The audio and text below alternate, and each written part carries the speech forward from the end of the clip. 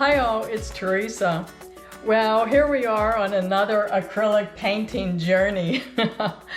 I did this painting recently, and it seems I've been doing a lot of acrylic paintings recently that have portraiture in them, and I want them to look realistic. So this is another example, and I've had to make a lot of changes in it along the way. But this painting also has a lot of symbolism in it. How often have you seen a tiger with blue eyes?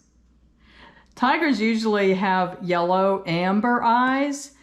And wow, what a surprise. Look at my reaction.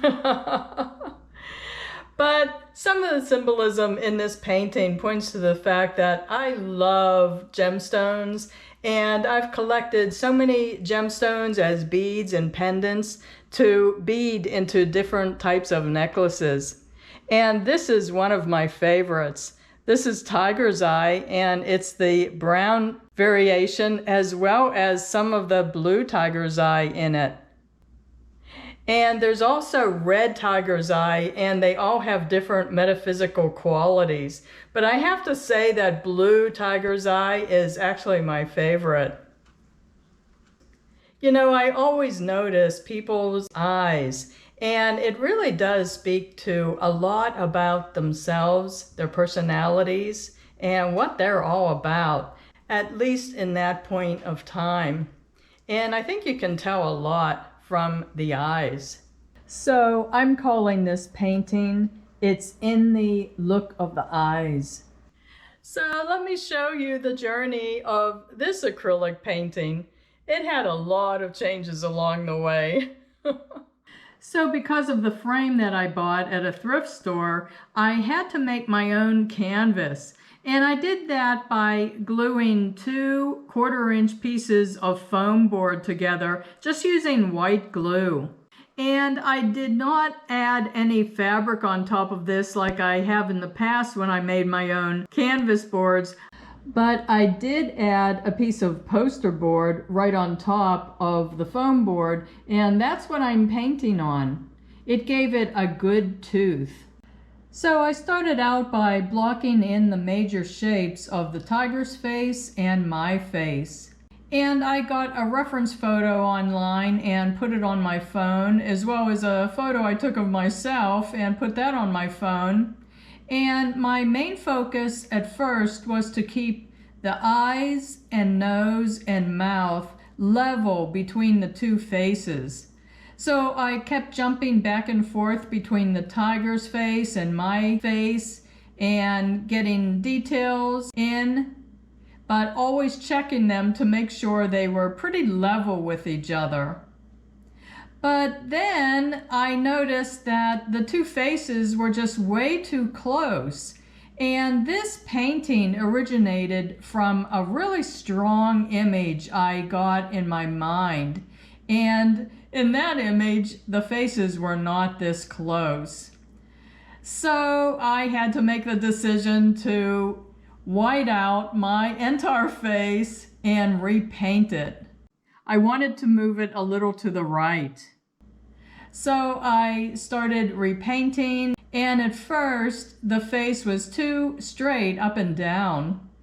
So I had to tilt it a little more to emphasize the expression and surprise on my face.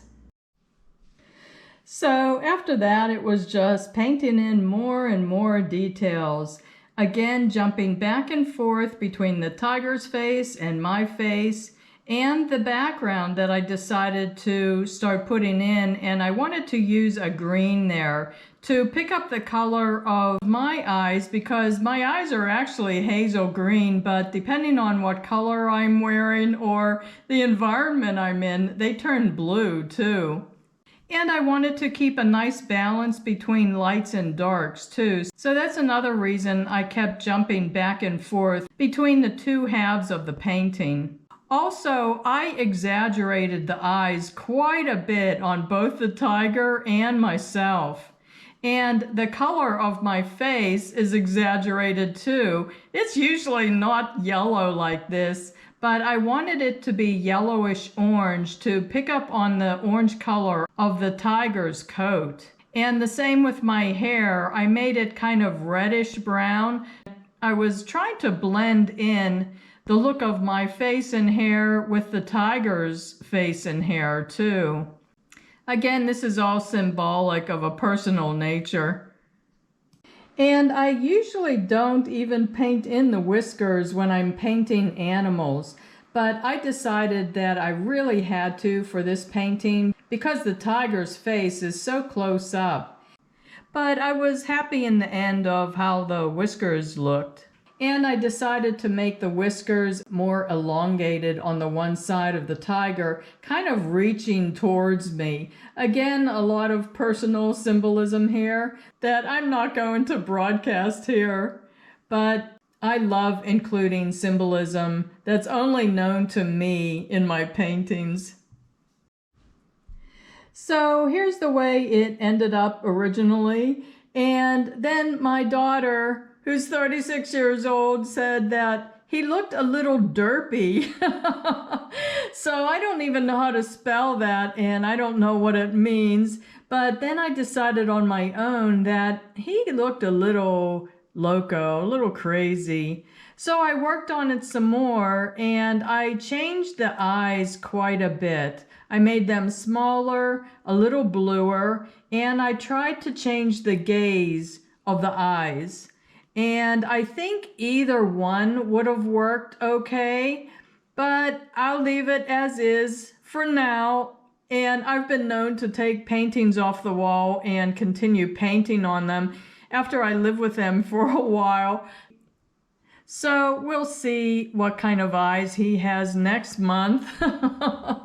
But isn't it amazing how small changes to the look of the eyes can really change the look of the painting overall? So I hope you got some good ideas for your own acrylic paintings by watching this video. And can I also ask you to check my main Gemma's House channel page? If you click on the videos tab, you can scroll through and you might find another video or two that you're interested in watching as well, because I do a lot of other projects besides acrylic painting. So thanks so much for watching. I really do appreciate the viewer support. Bye-bye.